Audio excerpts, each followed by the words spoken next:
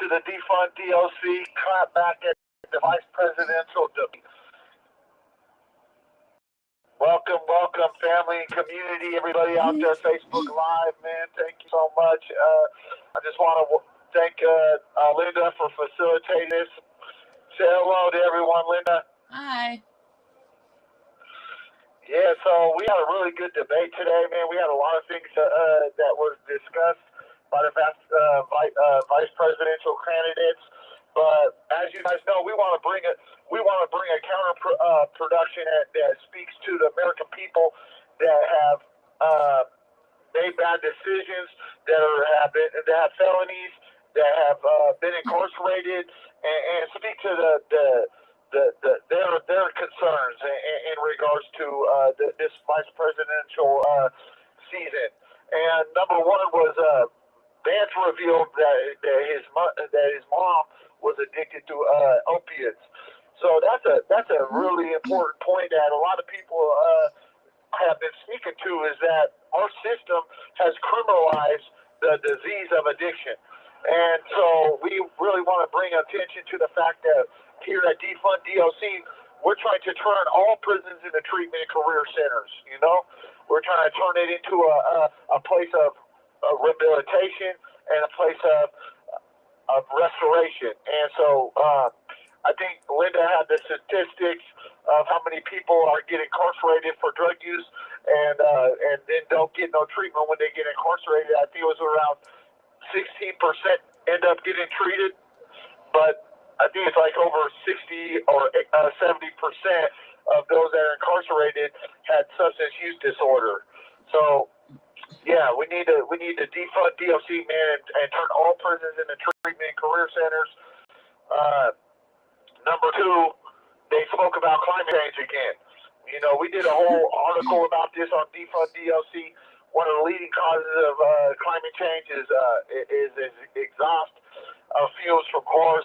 But a lot of people don't realize that diesel therapy, which is shipping people around the country, is contributing quite a bit towards climate change as well. You know, we need to end diesel therapy, shipping prisoners across the country, and shipping prisoners across the state to different facilities. You know, every prison could be siloed to have every custody level, yet they want to currently find any pretext they can to ship people around and cause that trauma of having to reestablish yourself at every new prison you go to.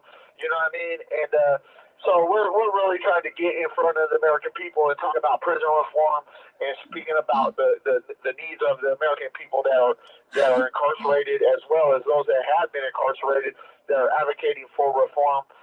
So yeah, diesel therapy and diesel treatment is one big thing. Also, they spoke a lot about undocumented migrants, about the separation of children from their parents, but zero is being said about those that are being separated by their children from mass incarceration. What about those innocent victims? You know, there's a mass innocent victims that the children of the incarcerated, and they're not having any kind of justice. They're not having any kind of justice in regards to their time with their kids.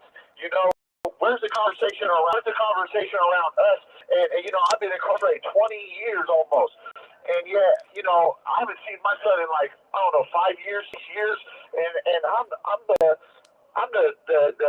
common folk, you know, and this is what we're enduring over here. You know, I didn't kill nobody, yet the state is killing me with a long prison sentence. So separating our children from our incarcerated parents is something that needs to be addressed. We need to reduce sentences so that it's just enough time for them to get a career, to get a treatment, and then get them back with their families, period. If you don't kill somebody, the state should not be killing you with a long prison sentence, you know? So anyway, Katrina said, right, there's tons of kids separated from incarcerated parents. They don't care about that. Yeah, exactly. They don't care about those innocent victims. They constantly want to talk about the victims of crimes, but the thing is about justice is that justice is fair for both sides, and that includes the offender and the offender's family. You know what I mean? And so where do they come into the conversation? When do we start getting back to justice? You know what I'm saying? Justice is about fairness for both sides. So we got a lot of innocent victims that are collateral consequence of mass incarceration, and that's one of them is the children. You know. Justina says by the end of 2024, 5 million children will be separated from parents in the USA because of incarceration. The children will end up in the system.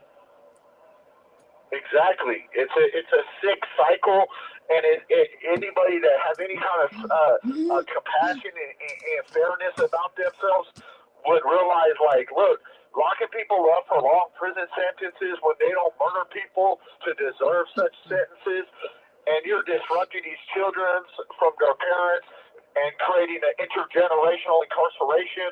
This is something that we need to address as a society, and so that's why we're here doing that. Also, the next thing we spoke about was the ballooning deficit. Right, talking about how the deficit is to keep ballooning. Well, let's talk about that then. Why is the deficit ballooning going to mass incarceration? You're dumping all this money into the war on the corrupt crime. You know, why are you at war with our people? You know, why are you handing out long prison sentences for people that are selling, you know, a dime bag of cocaine? Yet you're letting Purdue Pharma kill millions of our people with the opioid crisis, and not one of them are incarcerated. But the little penniless drug dealer get a 20-year prison sentence. You know what I'm saying? So we need this as a community. We have to like get out ahead of this and like speak to the injustice that is right in front of us. You know. So if you want to curb the deficit, well, why don't you get rid of mass incarceration? You know, stop incarcerating our children, our sons and our daughters for long sentences. When they don't deserve it. See, this is the thing. Those of you that know about the prison reform movement, the sentencing reform movement, or just prison conditions in general, know about a thing called proportionate theory. And proportionate theory means that you are giving it sentences that are proportionate to the crime. So if you don't murder somebody, you should not be given a long prison sentence. It has to be proportionate to whatever crime that you're being incarcerated for. And in this country, it's so disproportionate that it's outlandish. So that's a theory I like pushing is proportionate theory in regards to sentencing. In regards to they were talking about inflation. Prisoners' inflation, their consequences are vast. I mean, you can't even buy a case of soups for. I mean, it's just everything is getting so expensive inside prison, and you know everybody knows how bad food is in prison. So like everybody supplement food with commissary. But yet they can't even get us a decent wage. We don't got we're slaves in prison. You know what I mean?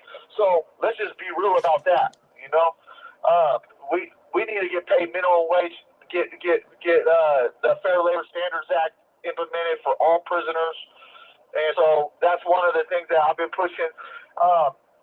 Vice President Vance was our vice presidential candidate Vance, and I believe Waltz also spoke on the penalization of Chinese prisoner slave labor. You know, using prisoner slave labor over in China to make products to sell into America. Well, speak to that. Well, we got a big class in the United States in any other country. You know what I'm saying? So I don't like hypocrites. You know, I like people that can speak truth to power, and the current system is just all about slavery and misery. You know, and so we need to speak to the injustice of ignoring the fact that we are a slave system, a slave prisoner system, and speak to that. You know, if you really want to speak about prisoner slave labor, then speak about how we can end prisoner slave labor in America before we speak about how we can end prisoner slave labor in China.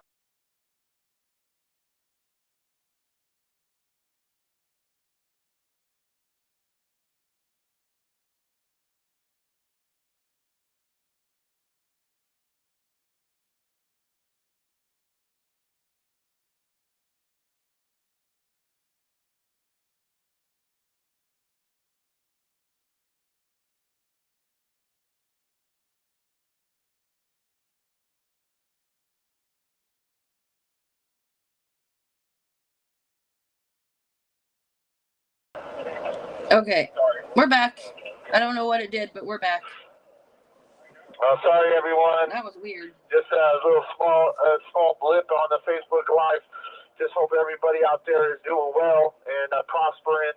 I know everybody's struggling to pay rent, buy groceries, and concerns of a prisoner is not high on their priorities. But this is the thing. Within the next 50 years, 50% of the American people are going to be felons. You know what I mean? If we keep going the way we're going. So you need to be concerned. You know what I mean? I know you guys out there want to, ignore the fact that they constantly are creating new laws, constantly finding new ways to send people to prison, and they're never erasing a law. Laws rarely ever get erased. So let's just start from that premise. Anyway, thank you for joining us again. We had a small blip. Also, just to insert, everybody watching, I don't know whether you're watching us on Facebook or whatnot live, or if you're doing it on a future episode that's down the road or whatnot.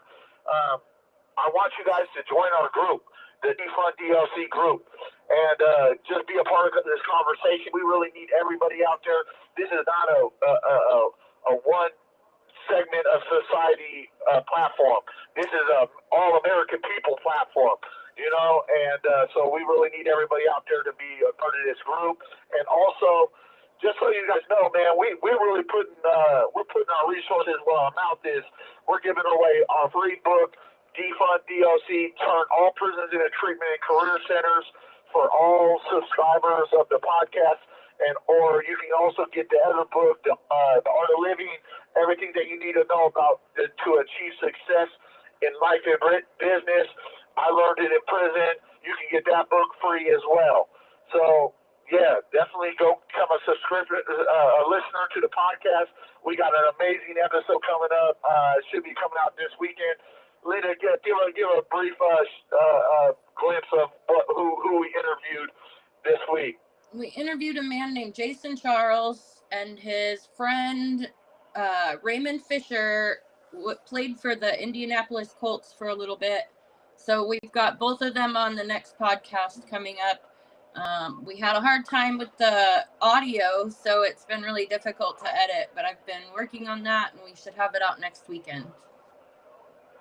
Absolutely. So we got the former NFL player for the Indianapolis Colts, and we're going to be talking about the injustice that happened to Jason, that basically happened to him because he's poor and black, And, Defund DLC is about all people, and so we like to highlight these injustices. Anyway, one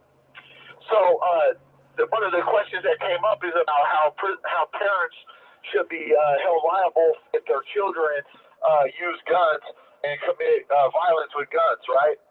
And it just sparked in my mind, like, how they could just be trying to put parents in prison for the actions of their children, but yet DOC, the BOP, the Bureau of Prison, prosecutors, judges, and legislators should be held liable for all the people getting out of prison committing new crime. You know what I mean? How about all these people that have been surrounded by violence, surrounded by just brutality, surrounded by lack of education, surrounded by lack of treatment, and then get released on society with no sense, you know what I mean? And this antisocial system that they have, and then they escape all liability about that. What if, they should be held liable for everybody getting out of prison committing new crime. I never met anybody that has gotten out of prison with a bachelor's degree in computer science come back to prison. It doesn't happen. You know what I mean? So why are they not giving people education in prison? Yes, so Katrina. That's something. Katrina, it is a very prison's a very traumatizing experience. She mentioned how it can be traumatizing, but it is very traumatizing. Yeah, I mean every element of it too. I mean, like they're stripping us down butt naked. They're giving us diesel therapy. It's also traumatizing to the loved ones. Yeah, I mean, that's what I always talk to Linda about. I'm like, so how does it feel like when you come through here and they're like, they're sending you back out to the car because your clothes don't fit right, or you know what I mean? Like, I think if they're gonna require a certain dress code, they need to make sure every staff member follows the same thing, because I wore what I wore in there yesterday. I've worn multiple times before and everybody let me through. But the staff that was doing the pat downs yesterday yesterday, she decided that I needed to go change. So luckily I had some jeans in the car. Yeah, and this is the thing that everybody's facing across the country. Why are you criminalizing our visitors? You know what I mean? Like, our visitors should come into a place of family, a place of love. You know what I mean? Like in Norway, our wives and our children can come into the prison, and that creates social behavior. But in this system, they try to keep your families away from you. They try to keep your sons and your daughters alienated from you. They try to keep it, and everything costs money. So that burden that you're passing on to the family, that alienates them. You know what I mean? So Katrina, regarding the visits and stuff like that, she said that they want to make it hard for us so we don't want to go visit. And that is so true, because I told Daniel yesterday that if I had another problem trying to go through there after I put a different pair of jeans on, if I had another problem, I just would have walked away. Yeah, exactly. And that's the problem. We can't have our people walking away. We can't have our wives and our children and our parents walking away from a visit because their pants don't fit right. You know what I'm saying? And so these are the things that we got to discuss. Who are making these laws? How come they're not focused on one thing? One thing they should be focused on. Does this rehabilitate our people? That's it.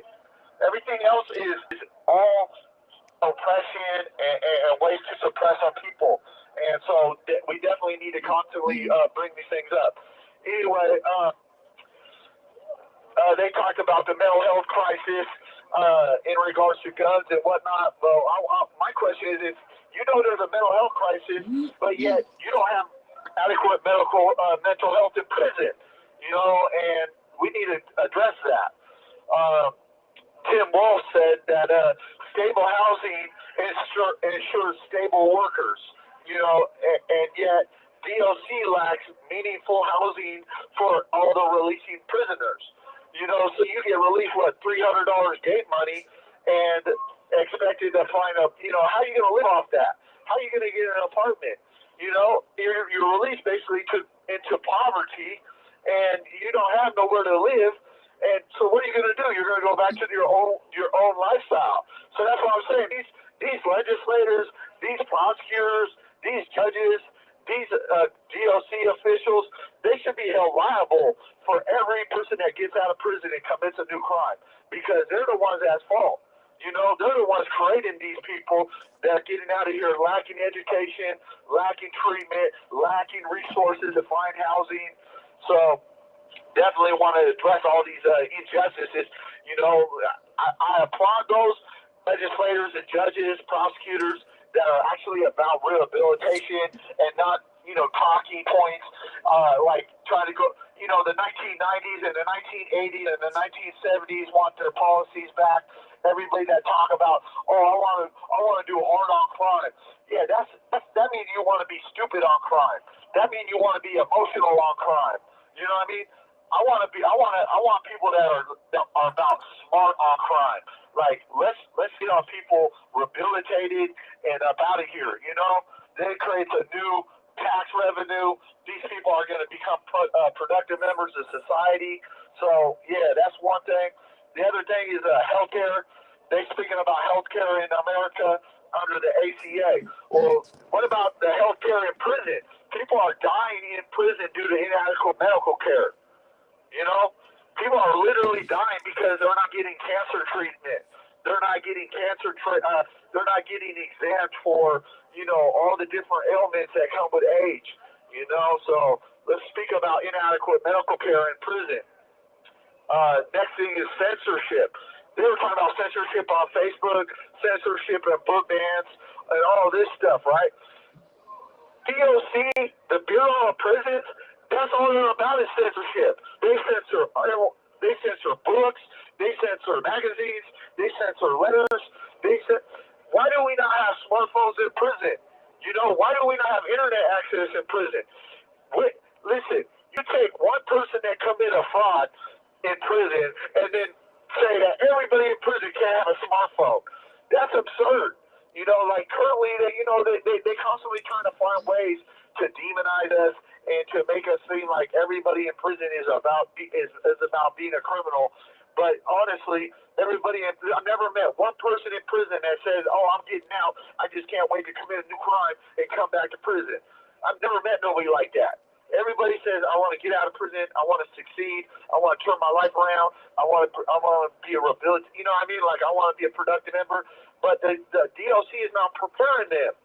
You know, the Bureau of Prison across the country is not preparing them. And so these are the things that we need to speak on at Defund DLC and continue to be a part of the conversation. Like I said, everybody's welcome to be a part of the Facebook group. I really need you guys to be a part of this Facebook group. We got a lot of room for everybody, and so yeah, that's one of the things that we need to speak to. Also, the one thing that a lot of people don't realize is that prison is actually fostering and encouraging dependence, and it does that by not teaching the American people how to be independent and how to be self-sustaining. You know, so you put them in a system where they have to go to chow every day. They go to eat. All the food is provided for them. All the medical care is provided. How about if you just give us minimum wage and then we have to pay for everything that we have in here? You know what I'm saying? Like I would agree to that. You know, make us self-dependent. You know, and that's the things that I promote and whatnot in this on our platform at Defund DLC podcast. You know, this is nonpartisan. This is not about Republican or Democrat. This is about the American people. So I got a little article that I wanted to read. This was written by Charlene back in 1986. It's called Prisoners. It says, "We want them to have self-worth, so we destroy their self-worth. We want them to be responsible, so we take away all their responsibilities. We want them to be a part of the community, so we isolate them from the community. We want them to be positive and constructive, so we degrade them and we make them useless. We want them to be trustworthy, so we put them where there is no trust. We want them to be nonviolent, so we put them where violence is all around us. We want them to be kind and loving people, so we subject them to hatred and cruelty. We want them to quit being the tough guy, so we put them where the tough guy is respected. We want them to quit hanging around losers, so we put all the losers in the whole state under one roof. We want them to quit exploiting us, so we put them where the state exploits us. We want them to take control of their lives and own the problems and quit being a parasite upon society, so we make them totally dependent upon society." This was written in 1986, ladies and gentlemen. These educated elites, those legislators, these politicians that are getting elected on hard-on crime and all this corrupt rhetoric, all this stuff, they know what's going on. They know that our sons and our daughters, man, people are committing a robbery. They're selling drugs. They're doing prostitution or whatnot because they're in poverty, because they're suffering from mental health. They're not doing this because they're educated. You know what I mean? They're not in a gang because they want to be in a gang. They're in a gang because they're in the environment that has glamorized gangs, that has glamorized that kind of culture. So just appreciate everybody speaking and being a part of this conversation. Justina said that Justina, when you were reading that, said that you're gonna make her cry. Yeah, I mean that's the truth. You know, we're supposed to be the land of the free and the brave, but now we're the land of the incarcerated. Every nation looks at us with like why are you guys like this? You know that Norway modeled their prison system after our U.S. Constitution. How absurd is that? So we're literally having to go to we're literally having to go to Norway and say, hey, can we follow your model because you guys reduce recidivism and treat your prisoners like human beings, and all of a sudden, newsflash, you treat a person good like a human being, they act like a human being. If you treat people like animals and keep them in solitary confinement and take their slave labor, then they're going to act like animals and they're going to act like slaves. What's the name of that thing you just read? Do you have a name for it? Yeah, so this was written by a lady named this was written by D. Shaleen, 1986, and it's called "Making It Right: A Common Sense Approach to Criminal Justice," and it was published by Melius and Peterson Publishing Corporation. So, like we said, man, we love everybody out there. We thank you so much for being a part of this conversation. You know, this is going to be on our platform. We greatly need everybody to get their family and their friends on this group. You know, look, we don't want nothing from you. We just want you to be a part of the conversation. Just be here as we speak to these political issues.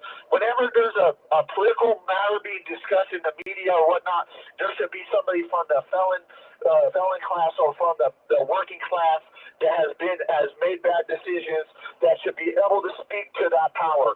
You know what I mean? Because they constantly want to demonize us and say, like, you know, the crime rate has been rising and this and that. And in reality, crime rate is lower today than it has been since the 1960s. You know, and that's based on data. That's not based on hyperbolic lies and ways to get people to the voting booth. You know what I mean? And so, like, let's speak truth to power and constantly be a part of the conversation. You know, I thank everybody that's out there that's about to cut us off. So, man, just be a part of this, man. Tell your family and friends to join this group, Defund DOC. We're about to make movements in this country. You know, we're about to bring humanity back